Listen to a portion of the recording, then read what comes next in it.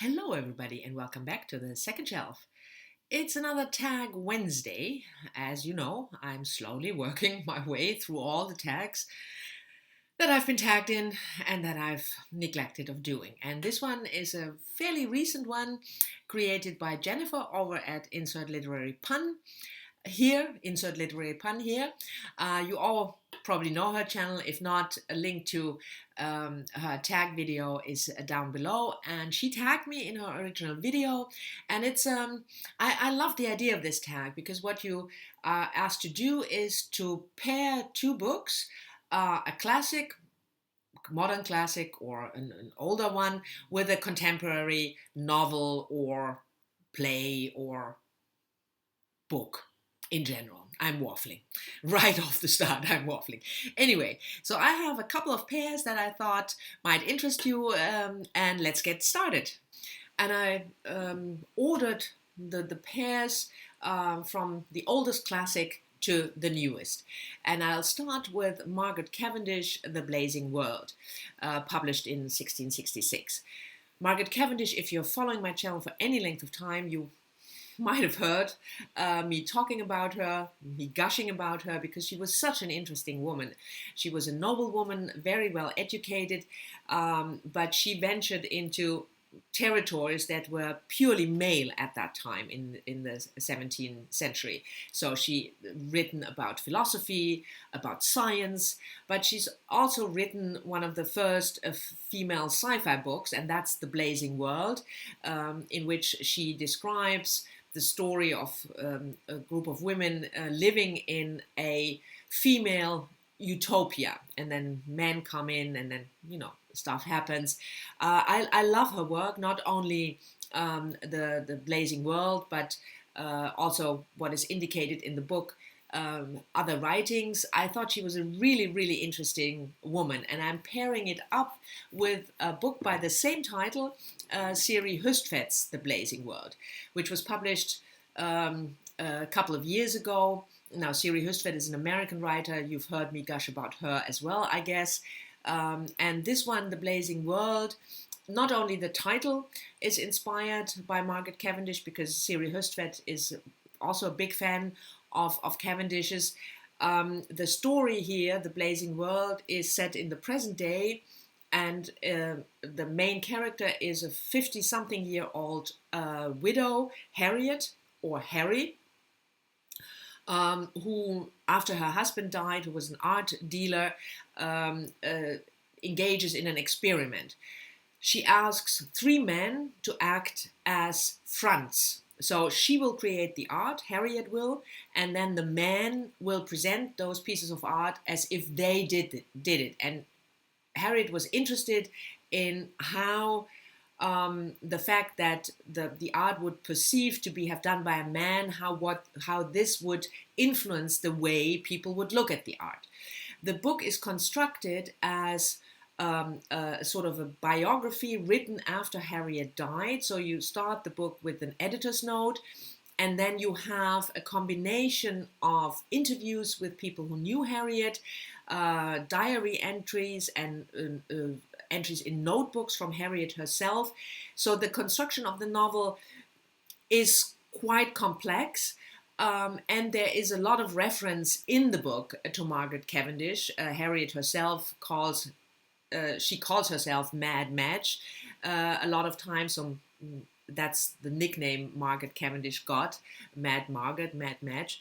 I love this book. I thought it's a very interesting take on art, but also on gender roles, on how we perceive art differently if it's made by men or women. So if you are interested at all in The Blazing World by Cavendish, I'm sure you will love this book as well. Oh, and if you want to read more about Margaret herself, then I can recommend this biography by Katie Whitaker, Mad Madge. Here we have it again, the nickname. It's quite an extensive biography about, even though Margaret's life was short, very well written, very well researched, and it gives a really good sense of the woman and her time. Oh, and I forgot to mention there's also a novel, recent novel published 2015, I believe, written about Margaret Cavendish by Danielle Dutton called Margaret the First. I will write the title down below as well, which I really love. A very short book, a very intimate portrait of Margaret Cavendish. Anyway, on to the next pair. Of course, you can't do a classic pairing without mentioning Jane Austen.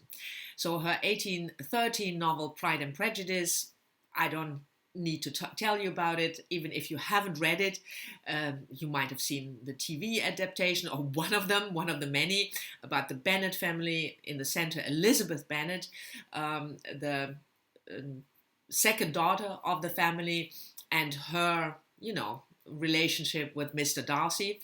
But it's about more than just that pair, Elizabeth and Mr. Darcy. It's about, the time they live in, and the age, and the Bennet family.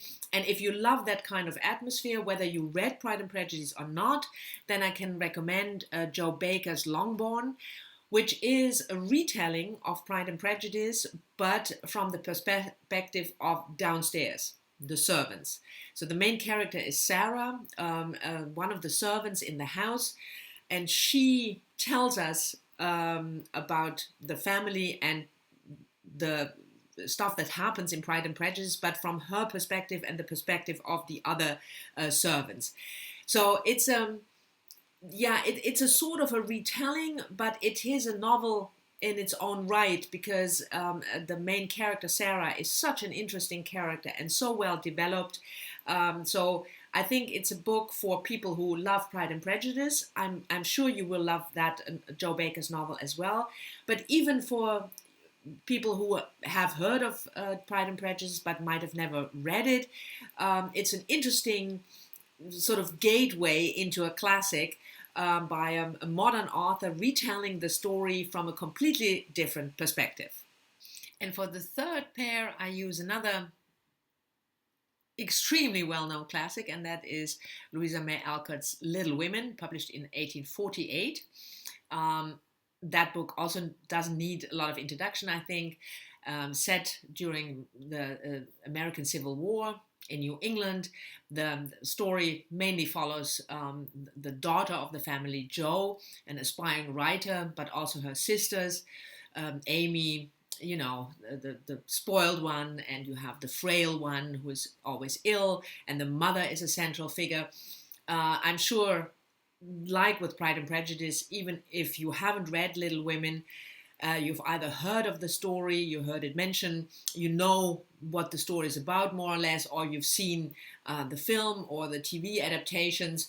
And I'm pairing this book because what is mainly absent in the novel is the father, March, Mr. March. And the same with the pair, that the previous pair, Joe Baker, retelling it from a different perspective. That was what Geraldine Brooks does with her novel March, which was published in 2004, where the father of the Little Women family is the central character.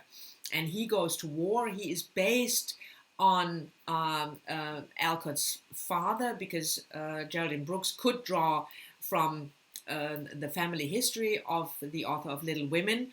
The father was an abolitionist, quite progressive politically for that time.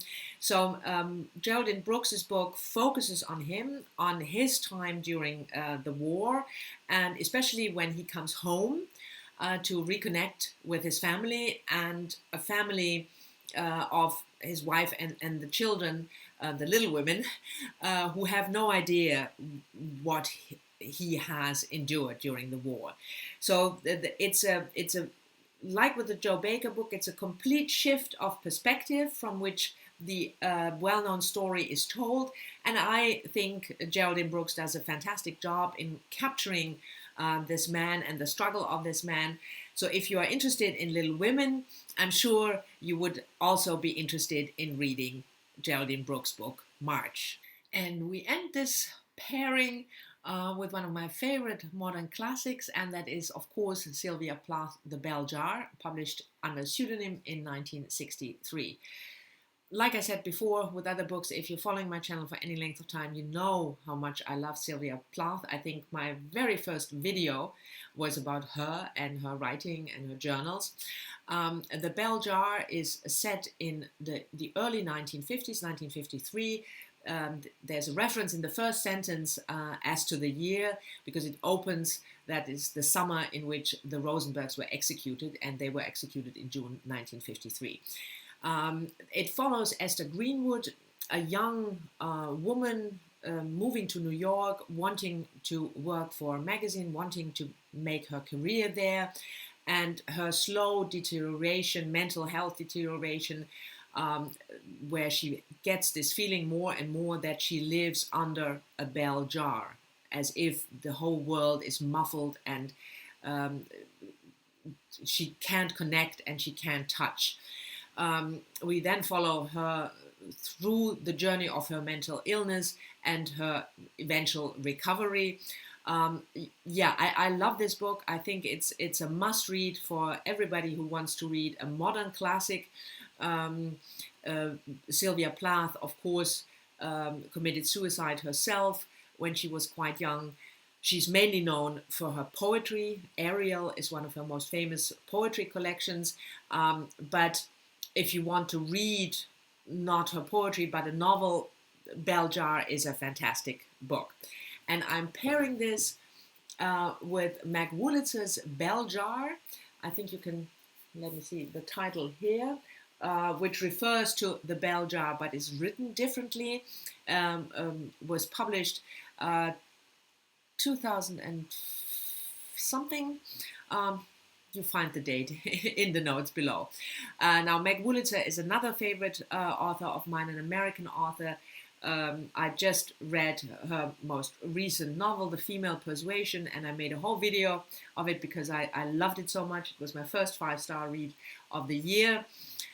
This is not one of, I have to admit, if you check my Goodreads, you will see it. This is not one of my favorite Meg Wolitzer novels, but it's still a good book.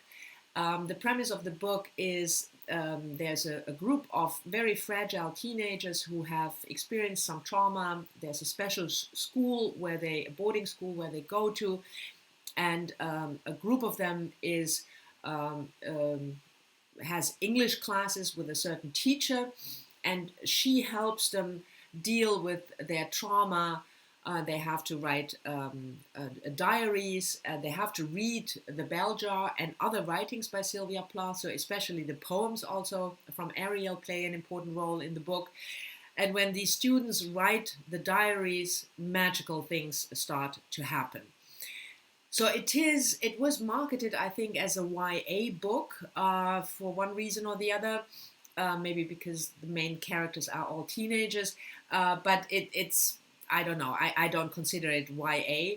It's a little bit of a magical element, like I said, in there, and I thought the central character was the very interesting story, and the questions raised, whether you should live in your memories or whether you should move on, and how to to cope with your trauma in the past. They're very interesting, and the connection with the Belzhar is also a nice idea. It has some interesting plot twists, but if you read the Belzhar, then this is certainly something to complement it. And even if you haven't read and you want to have a kind of story which has a little bit of a magic in it, but also has some serious issues and is, like all Meg Wolitzer's book, is very well written, then the Belzhar is something for you for sure.